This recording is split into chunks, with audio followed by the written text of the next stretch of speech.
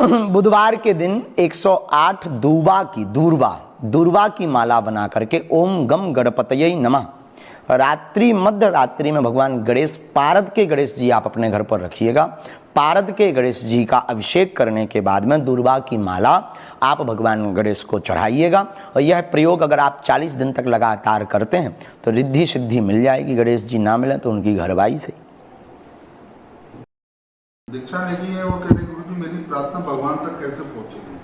बहुत मेहनत करने के बाद भी मोबाइल से तो नहीं पहुंच सकती, क्योंकि उन्होंने अभी डिजिटल नहीं खोला होगा भाई। वहाँ से अभी ऊपर से हमें ऐसा कोई लाइव सेशन नहीं मिला है कि भगवान के यहाँ से चल रहा हो कि ये सत्यलोक से लाइव चल रहा है संस्कार टीवी चैनल पर या बागेश्वर धाम चैनल पर, अथवा फिर ऐसा कोई आपके पास ऐसा।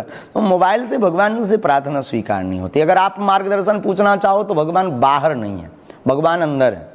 और भगवान तक प्रार्थना पहुंचाने के लिए हमारी दृष्टि में, अब आप क्या मानते हो, आप क्या सुनते हो, ये आपका विषय, पर मेरी बहना ना, हमारी दृष्टि में आंसू से बढ़िया कोई माध्यम नहीं। बढ़िया संदेशा पहुंचाने का काम आपके नेत्रों की सजलता, नेत्रों की भाव विह्वलता, नेत्रों की जो बिंदु है ना, ये बिंदु ही उस परमात्मा रूपी सागर तक पहुंचा सकते हैं। वो क्योंकि अथाह है, वो भीतर भरा पड़ा है।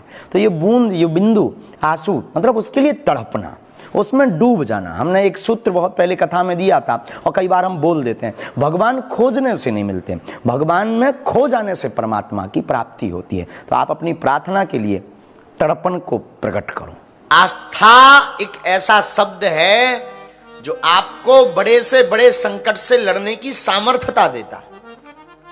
आस्था कोई साधारण शब्द नहीं है। बहुत बड़ा संकट हो,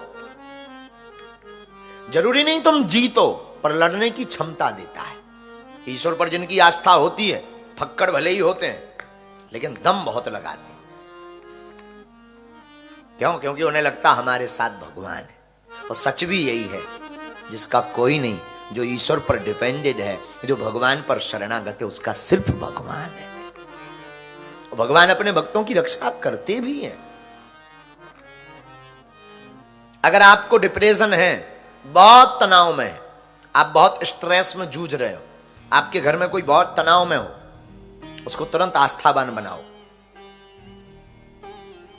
उसको तुरंत तत्क्षण भगवान से जोड़ो, उसको तुरंत ईश्वर से जोड़ो।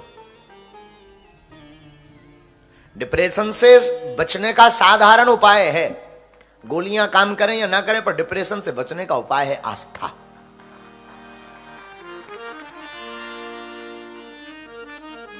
तनाव मुक्त होने का सहज उपाय आस्था है।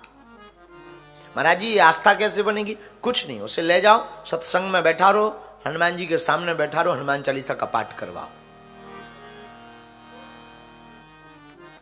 सीताराम नाम का जप करवाओ। अगर वो हनुमान चालीसा नहीं पढ़ पाता है, तो लैंग्वेज प्रॉब्लम है, आप राम नाम का जप करवाओ। हम आपको दावे के साथ व्यासपीठ के पास कहते हैं, गारंटेड कहते हैं, अगर आपको बहुत डिप्रेशन है जिंदगी में, आप सुबह शाम और रात 3 टाइम हनुमान चालीसा पढ़ना प्रारंभ कर दीजिए, आप धीरे धीरे तनाव मुक्त होंगे होंगे होंगे।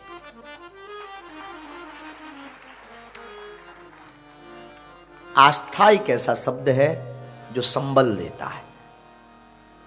हारे हुए व्यक्ति को भी जीत की किरण नजर आती है भगवान पर आस्था से। बहुत हार गया हो, आस्था का मतलब बहुत सीधा सा है कि तुम्हारी जिंदगी बहुत खाली हो ना, तो आस्था एक ऐसा शब्द है जिसमें सब कुछ भरा भरा नजर आता है।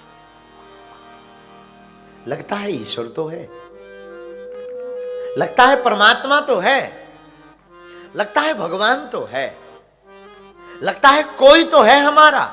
जब तुम बहुत अकेले पड़ जाओ जमाने में, जब तुम्हें लगे कि अब हमारा कोई नहीं है, जब तुम्हें लगे कि अब हमारी सब दशाएं विपरीत हो रही हैं, दिशाएं और दशाएं, जब तुम्हें लगे कि अब मेरा कोई ना होने वाला है, जब तुम्हें लगे कि अब हमारे समय ने हमको टक्कर देना शुरू कर दिया, अब हमारा समय बहुत उल्टा हो गया, जब तुम्हें लगे एस्ट्रोलॉजी भाषा में कि मेरे ज्योतिष के सभी ग्रह विपरीत हो गए,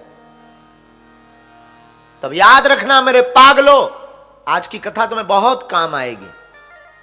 अगर आप ज्योतिष पर बिलीव करते हो तो करो, करना भी जरूरी है, लेकिन याद रखना ज्योतिष में होते हैं नवग्रह।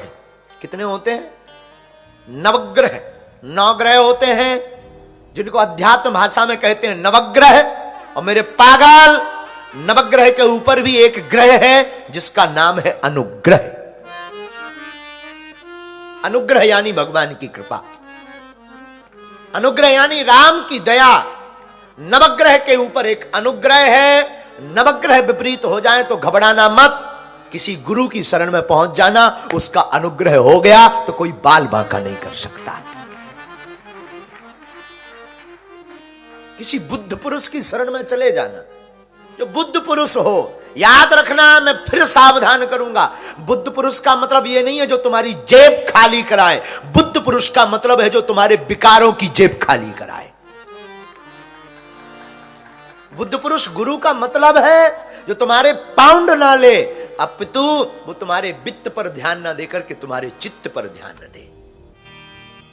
याद रखना मेरे पागल, आस्था एक ऐसा शब्द है जिससे तुम दुनिया में बहुत कुछ पा सकते हो।